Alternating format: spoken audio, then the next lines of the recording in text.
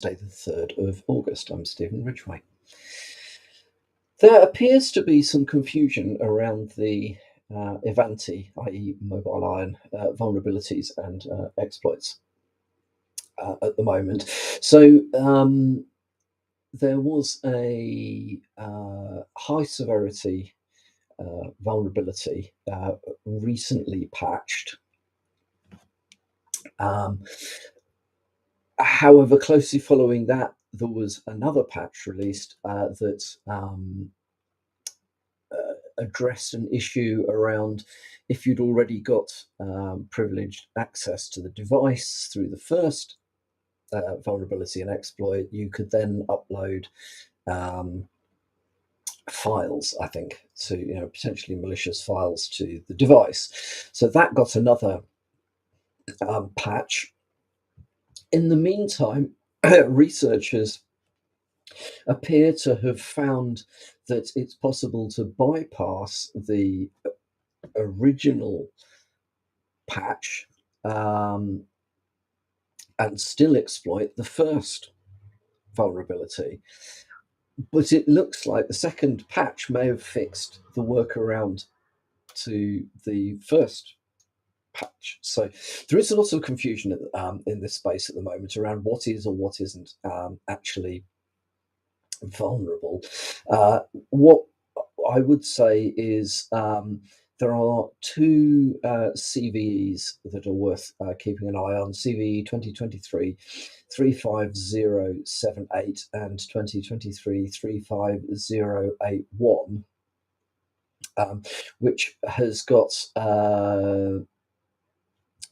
they've got CVSS scores of 10.0 and 7.2 respectively. There is also another one which is 2023 35082, although it isn't. There's no evidence at the moment that that's being exploited in the wild. So,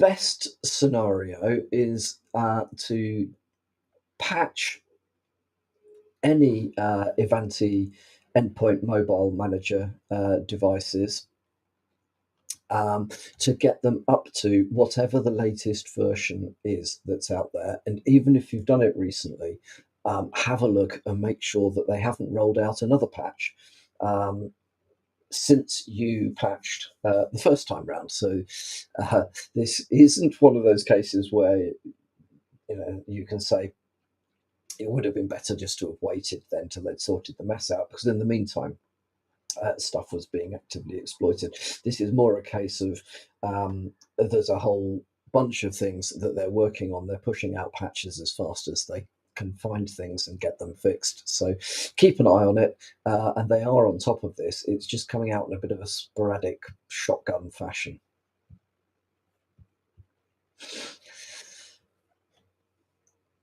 Completely different subject.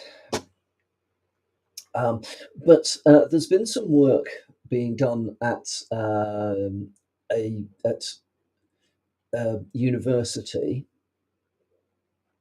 looking at addressing cache side channel attacks. Basically, side channel attacks are in this case around cached memory. So CPU core 1 uses an address, a memory address A, which is held in cache, being very fast. If CPU core 2 knows that CPU core 1 process is using that particular piece of cached memory, it can read it as well. And through that, through this method, that's a very poor description of how it works, but you get the idea. It's basically if you can let a piece of malware know which memory addresses other legitimate software is using, that malware can then interact with that at the cache level, which is difficult to defend against. In fact, even quite difficult to detect. um, used for things like exfiltrating encryption keys and other bits and pieces. However, uh, Professor, oh dear, unpronounceable, a professor at Tohoku University has been working on applying uh, applying scarf randomization to data addresses. Um, so this is kind of cool because it scarf over cryptographic techniques it is much faster. So the issue in the past has been if you apply cryptographic techniques to the it then slows down, and the whole reason for holding this information in cache is because it is incredibly fast getting the data on and off the core and into memory. So if you slow that piece down, the entire system will slow down. So this is a very interesting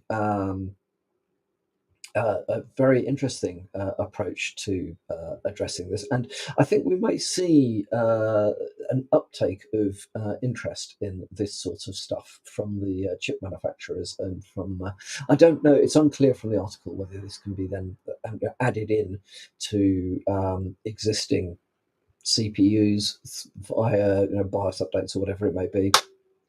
But it is definitely a good way forward. So I thought this was quite interesting, and it has got the backing of NTT. So it is definitely a well-funded and very interesting piece of work, and definitely something I think I'm going to keep an eye on. Although, to be honest, I'm not so concerned of all of the things that are going on. I think cache side channel attacks wouldn't be on the top of my list of things to try and defend against. But that may be because it's just very difficult, almost impossible to really protect against them. So you're in the state of, oh well, what can I do about that? Yeah, so we'll keep an eye on that one. Okay, I know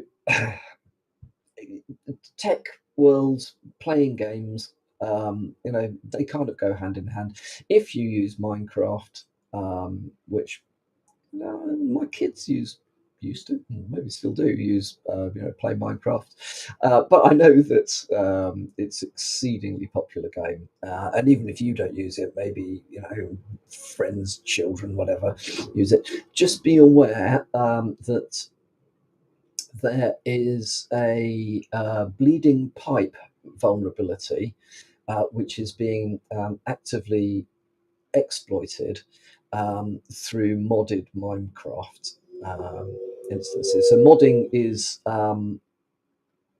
it's an immensely popular within the Minecraft gaming world, and a potentially huge number of servers in the wild that basically do their own thing. So you can spin up your own Minecraft server and do stuff with it.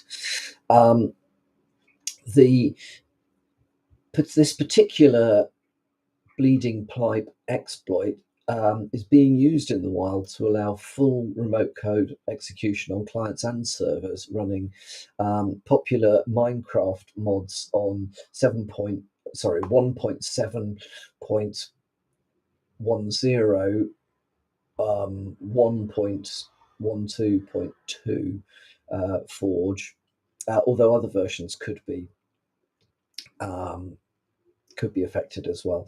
So at the moment, it is unclear what you can do to protect yourself against this stuff,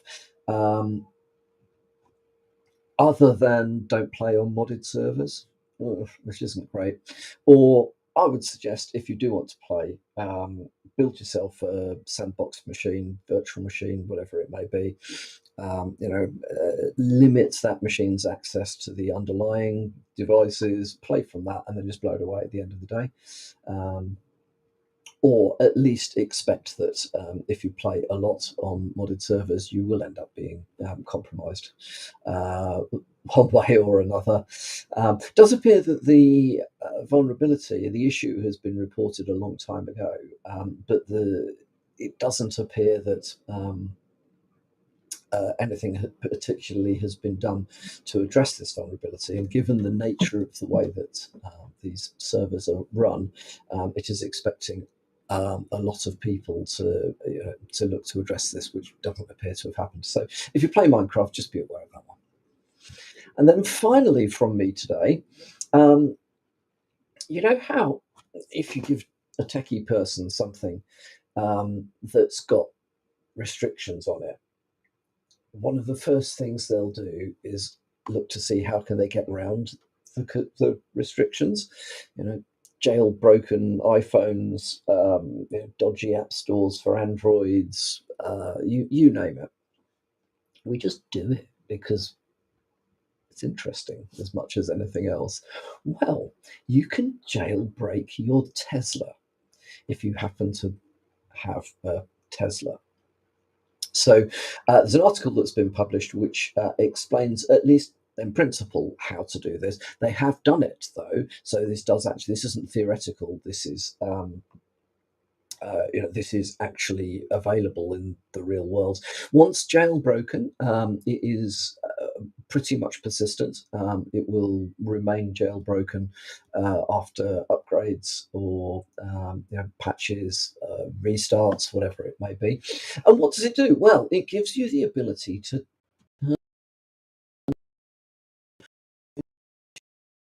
are normally activated for which you pay a premium because, as people have pointed out before, if you say I want a Tesla with heated seats, that's great. They just enable it in software because all the hardware, all the functionality is built in. They effectively, I suspect it's because on the production line you just chuck it all together, and then you decide what of it is going to be enabled using software later is so much cheaper than saying, right, we will build this one with heated seats, this one doesn't get heated seats, this one has autonomous driving, this one doesn't have autonomous driving. So you just build it all in and enable it or disable it, um, depending on things like region and what the customer's paid for and blah blah blah.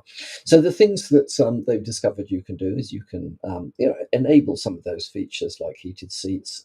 You can remove the geofencing around the navigation software. You can also, interestingly, turn on autonomous driving in regions where autonomous driving is not actually legal yet. And there is going to be, I think, a talk in Black Hat, which is next week in the US, talking in more detail around this. You do have to jailbreak it physically, so it's done by a voltage glitching attack. Yes, that is harder than a software only based attack. But having said that, if you are looking to do this sort of stuff, well, you just need a little bit of time with a Tesla and you can get full control of the whole device. So, excuse me.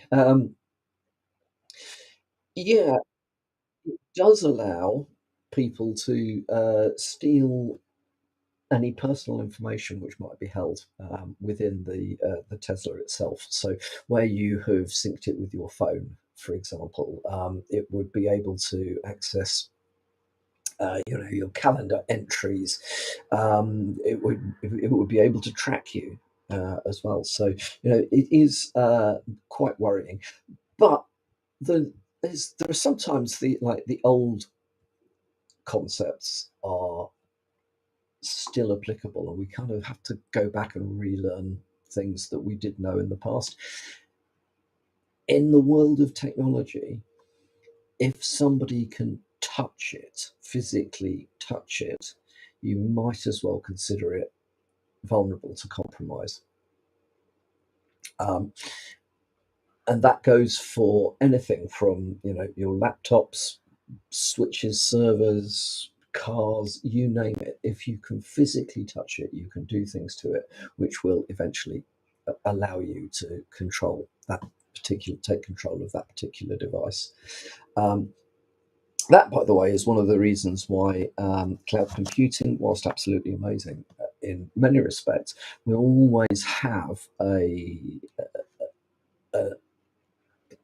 residual risk, which is almost impossible for the end users of solutions to overcome. That you don't own the servers on which this stuff runs. You don't control them. You don't control where they are, and you don't control who, at a physical level, can go up to things and do stuff with it. So there are all sorts of mitigations around this stuff, but in the end, in the good old days where it was your data center and you put stuff in it, you could control who was going in, who wasn't, and what they were doing. So it is a level of control that's been lost. I suspect that the development of Tesla software, and the concept of will just enable or disable things over the air, very cool idea. Didn't think it through from the point of view of what would somebody want to do if they wanted to subvert this in some way or another. Not sure what Tesla are going to do about it. I mean, they may go through a phase of trying to harden things going forward. Very difficult for them to affect a fix on existing cars that are out there. So yeah, if it gets to winter and you don't have your heated seats, well, if you're an absolute geek, you don't need to pay Tesla to switch them on. That is all from me for today. Hope you have a great Thursday, and I will speak to you again